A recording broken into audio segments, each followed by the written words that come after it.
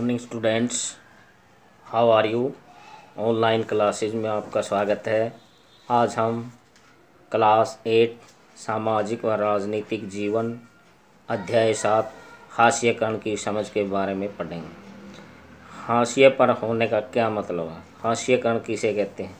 जब किसी जाति, समुदाय, धर्म या आर्थिक स्थिति के आधार पर किसी व्यक्ति, संस्था, जाति, समाज, समुदाय आदि को अन्य समुदाय से अलग रख दिया जाता है, उसमें दूरी बनाई जाती है, तो उन्हें हास्यकरण कहते हैं।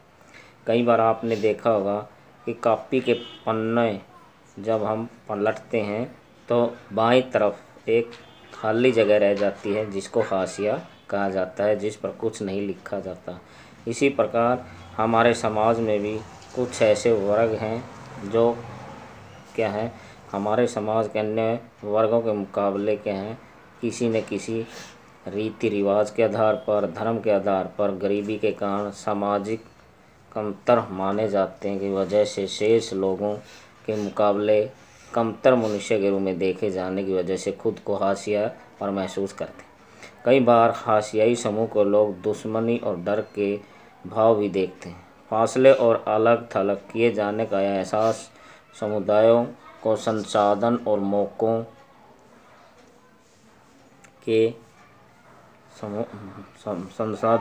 का फ़ायदा उठाने से रोक देता है। फलस्वरूप हाशियाई समुदाय अपने अधिकारों के लिए आवाज़ उठाने में चूक जाते हैं। उन्हें समाज के ऐसे ताकतवर और वर्चस्वशाली तबकों के मुकाबले शक्तिहीनता और पराजय का एहसास रहता है। जिनके पास ज़मीन है, धन दौलत है, जो ज़्यादा पढ़े लिखे और राजनीतिक रूप से ज़्यादा ताकतवर है। इसका मतलब यह है कि हास्यकरण किसी एक ही दायरे में महसूस नहीं होता। आर्थिक, सामाजिक, राजनीतिक सभी दायरे समाज के कुछ तबकों को हाशियाई महसूस करने के लिए विवश करते हैं। इस अध्याय में आप ऐसे समुदाय के बारे में पढ़ेंगे जिन्हें आज भारत में सामाजिक रूप से हाशिए पर माना जाता है। आदिवासी और हास्यकरण। दिल्ली में एक आदिवासी परिवार सोना और हेलन दादाजी के साथ बैठकर टेलीविज़न पर गणतंत्र दिवस की परेड देख रहे हैं। ओ अरे, आदिवासी नाव, हाँ, क्या हमारे बारे में ये और कुछ भी नहीं जानते? सही कहा तुमने, आदिवासियों की दुनिया बहुत समृद्ध है। ज़्यादातर लोगों को इस बात का कुछ पता ही नहीं है। दादू, वे आदिवासियों को हमेशा नाचते गाते ही क्यों दिखाई देते हैं? जब मैं तुम्हारी उम्र का था तो उड़ीसा में हमारा गांव बहुत खूबसूरत हुआ करता था। हमने अपनी ज़रूरत को सारी चीज़ें अपनी ज़मीन और जंगलों में मिल जाती थी। हम भी अपनी धरती, जंगलों और नदियों को बहुत कदर करते थे। तभी अचानक हमें बताया गया कि जंगल हमारे नहीं है। वन विभाग के अफसरों और ठेकेदारों ने बहुत सारा जंगल साफ कर डाला। अगर हम जंगलों को बचाते तो वे हमारी पिटाई करते थे। हमें अदालत में घसीटा जाता था। वहाँ न तो हमें वकील मिलता था और न ही हम अपना मुकदमा खुद लड़ सकते थे। तो फिर आपने अपनी जान कैसे बचाई? हमने से बहुत सारे लोगों को अपने घर बार छोड़ने पड़े। आसपास के कस्बों में जो काम धंधे समय समय पर मिल जाते थे, हम उन्हें करने लगे। फिर अफसर आए। उन्होंने कहा कि हमारी ज़मीन के नीचे लोहे के भंडार हैं, वे उसे निकालना चाहते थे। उन्होंने बड़े बड़े वादे किए, कहते थे कि अगर हम अपनी ज़मीन उन्हें बेच दें तो वे हमें नौकरी व पैसा देंगे। कुछ गांव वाले बहुत खुश हुए, कुछ को लगता था कि इससे हमारी ज़िंदगी तबाह हो जाएगी। कुछ ने तो कागज़ों पर अंगूठे के निशान भी लगा दिए। उन्हें पता ही नहीं था कि अंगूठे का निशान लगाकर वे अपनी ज़मीन बेच रहे हैं। मुट्ठी भर लोगों को उन्होंने छोटी मोटी नौकरियां पर रख लिया, लेकिन ज़्यादातर लोगों ने अपनी ज़मीनें नहीं बेची।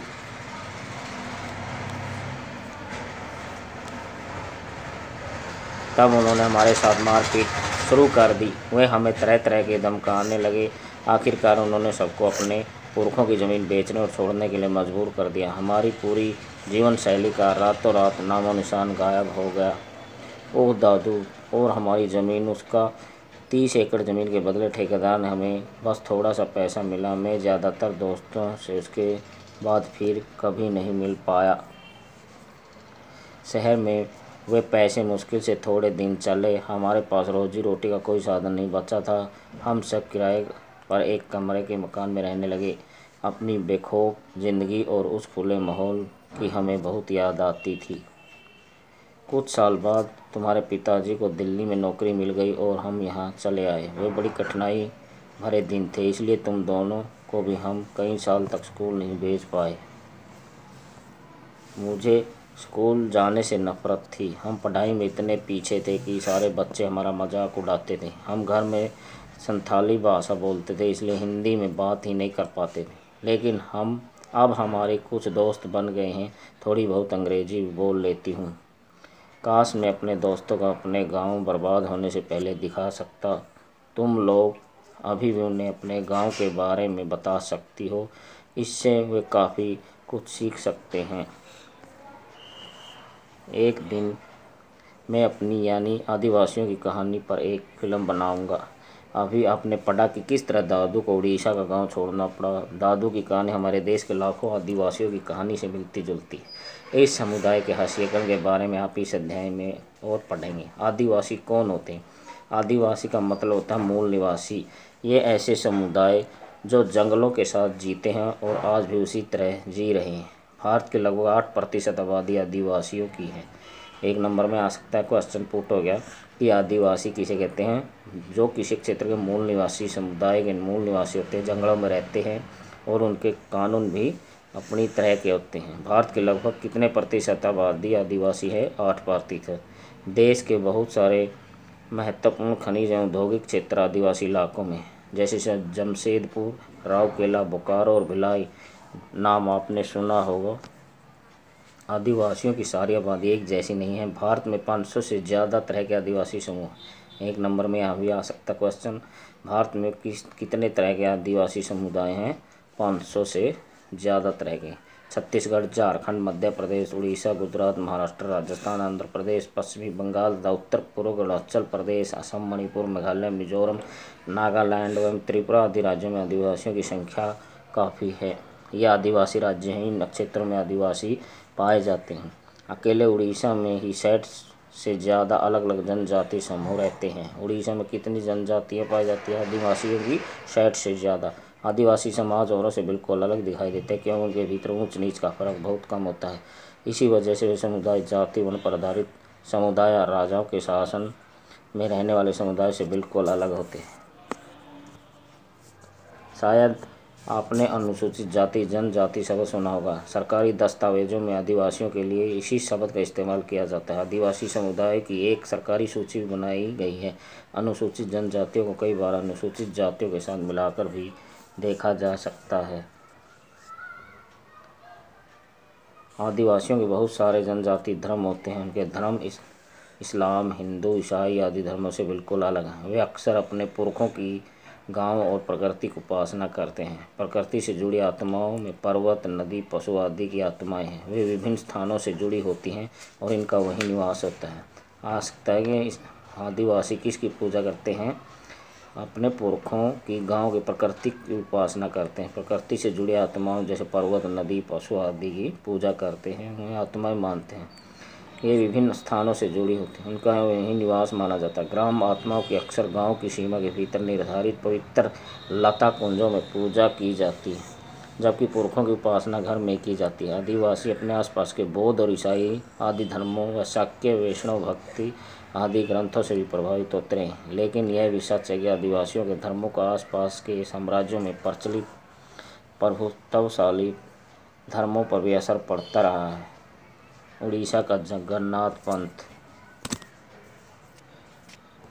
और बंगाल व असम की शक्ति तांत्रिक परंपरा इसी के उदाहरण है। 19वीं शताब्दी में बहुत सारे आदिवासियों ने ईसाई धर्म अपनाया, जो आधुनिक आदिवासी इतिहास में एक महत्वपूर्ण धर्म बन गया है। आदिवासियों की भाषाएं रही हैं, उनमें से ज़्यादातर संस्कृत से बिल्कुल अलग है और संभवतः उतनी ही पुरानी है। इन भाषाओं में बांग्ला जैसे मुख्य धारा की भारतीय भाषाओं को गहरे तौर पर प्रभावित किया है। इनमें संथाली बोलने वालों की संख्या सबसे ज़्यादा है। संथाली भाषा आदिवासी सबसे ज़्यादा क्या बोलते हैं? उनकी भाषा बोलते हैं संथाली। अपनी पत्र पत्रिकाएँ निकलती हैं, इंटरनेट पर उनकी पत्रिकाएँ मौजूद हैं। वे परंपरागत पोशाकों में सजे धजे जनजातीय समुदाय की तस्वीरें ऊपर दिखाई गई हैं। ये आमतौर पर आदिवासियों को इन्हीं रूपों में पेश किया जाता है। इसके आधार पर हम यह गलतफहमी हो जाती है कि आदिवासी रंग बिरंगे और पिछड़े लोग होते हैं। ये आदिवासी सामुदायिक नृत्य करते हुए ये तस्वीरें दिखाई गई हैं। आदिवासियों को प्रचलित छवियाँ। हमारे देश के आदिवासियों में खास तरह के पेशे किया जाता रहा है। स्कूल के उत्सवों, सरकारी कार्यक्रमों, किताबों, फिल्मों में उन्हें सदा एक रूप में पेश किया जाता है। वे रंग बिरंगे कपड़े पहन, सिर पर मुकुट लगाए और हमेशा नाचते गाते दिखाई दे। इसके अलावा हम उनकी ज़िंदगी की सच्चाई के बारे में बहुत कम जानते हैं। इसलिए बहुत सारे लोग इस गलतफहमी का शिकार हो जाते हैं कि उनका जीवन बहुत आकर्षक, पुराने किस्म और पिछड़ा हो। आदिवासियों पर आरोप भी लगाया जाता है कि वे आगे नहीं बढ़ना चाहते। बहुत सारे लोग पहले ही मान लेते हैं कि वे बदलाव या नए विचारों से दूर रहना चाहते हैं। कक्षा 6 की किताब में हमने पढ़ा कि खास समुदाय को बनी बनाई छवियों में देखते चले जाने की वजह से इस तरह के समुदायों के साथ अक्सर कितना भेदभाव होने लगता है। आदिवासियों और विकास, ये कल पढ़ेंगे।